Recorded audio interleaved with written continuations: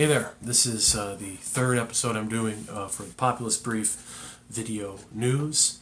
I'm going to be talking about the Liberty Movement again today. Wasn't able to get through all my thoughts on the race between Nick Freitas and Corey Stewart. It commenced a couple days ago, and we got a result that I thought was very fortuitous. Corey Stewart, the populist pro-Trump candidate, beat Nick Freitas, who was sort of a strange mix between the establishment and liberty movement, or what's left of the liberty movement. So what happened immediately after the election, Corey Stewart won by like 1.5 points over Freitas. So immediately you get the libertarians who supported Freitas on Facebook trying to sabotage Corey Stewart and saying they're going to go vote for the Libertarian Party candidate who has no shot to win. So you see this usual sort of sour grapes. And I can certainly understand sour grapes if you're taking on a member of the establishment, if you're taking on a Mitch McConnell, for instance.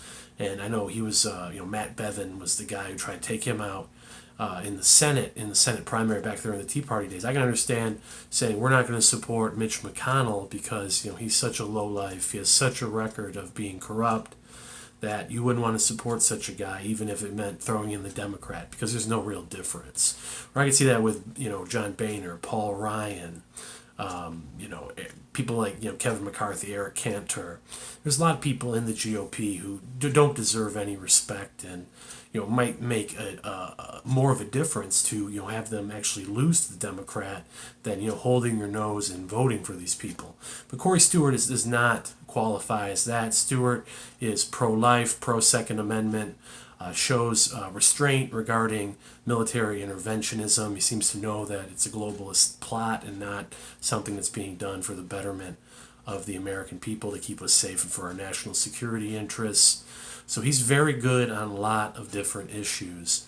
He also supports basic criminal justice reform, and he's tough on legal immigration, just like Ron Paul was. Ron Paul wanted to end birthright citizenship after all, and that's what appealed to a lot of people.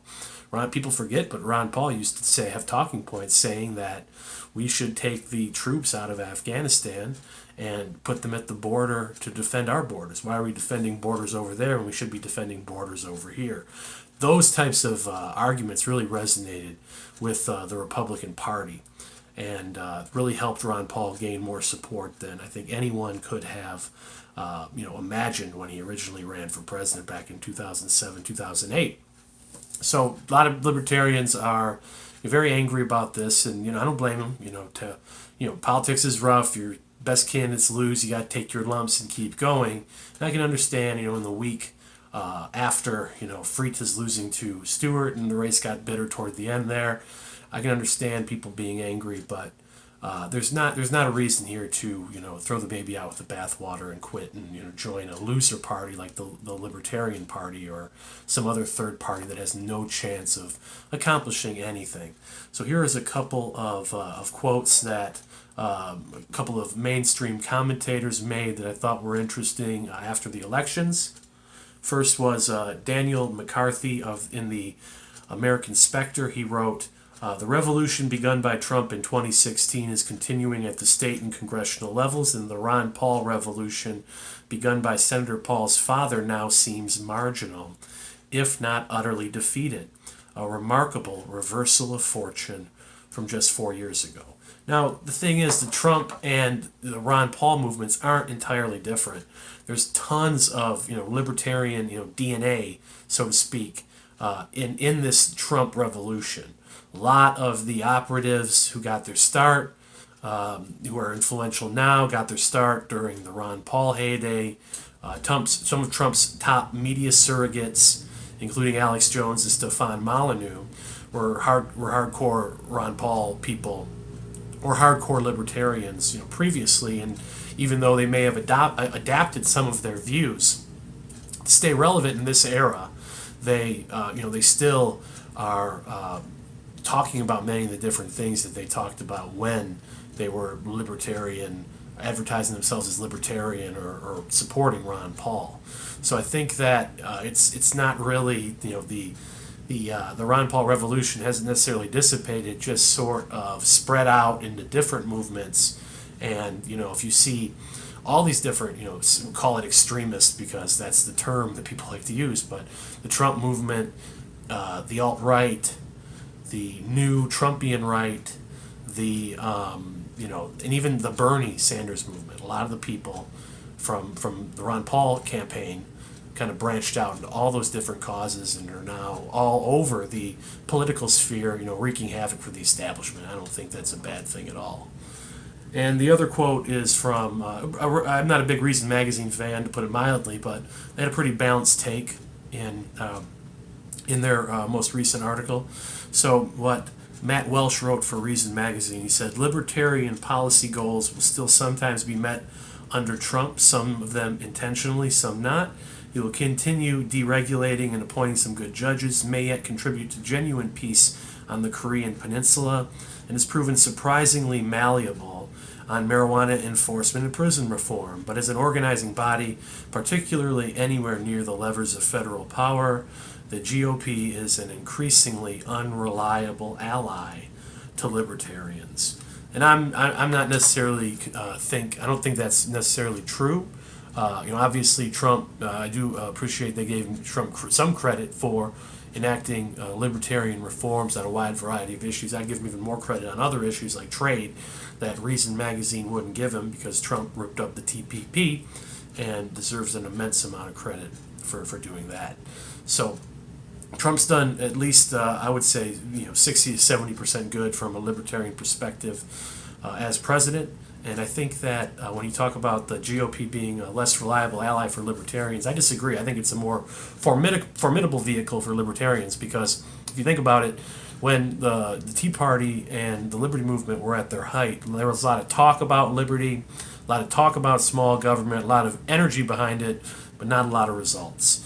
The establishment pretty much ate the Tea Party alive. They ate the Liberty Movement alive. They succumbed to infighting.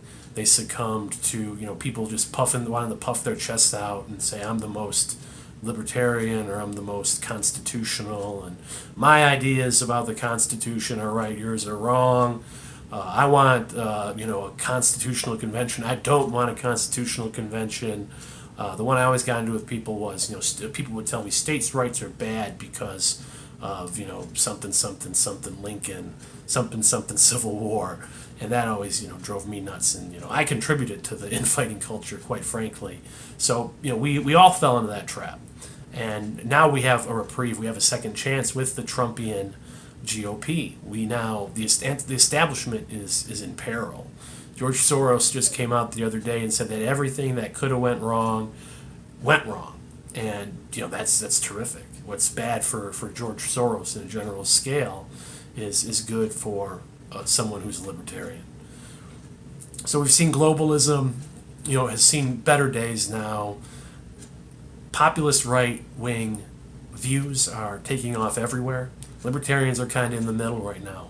They can, either ally with the populist right, they can go in there, they can make their voices be heard, they can, sidle up to potential leaders, and a libertarian who's an economic advisor for a right-wing leader could do a lot of good.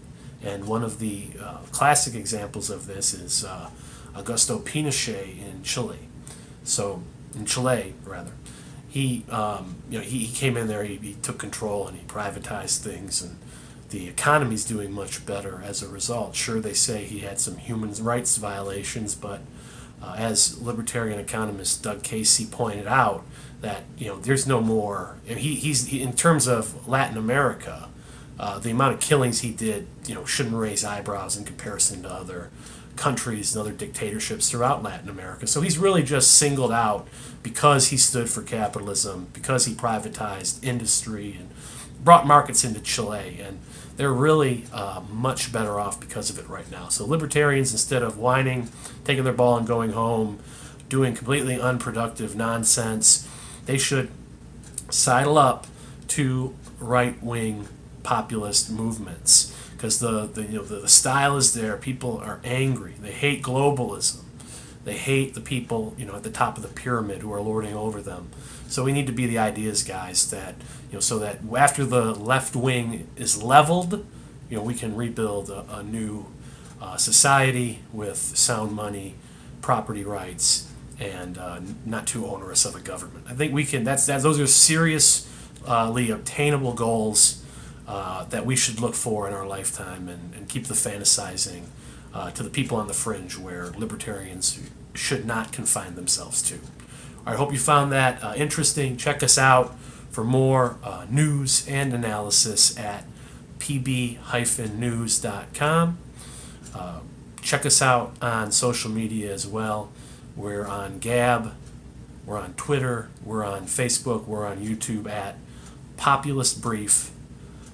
And so check us out there, share our content, because we're getting censored pretty brutally. So thank you till next time. God bless.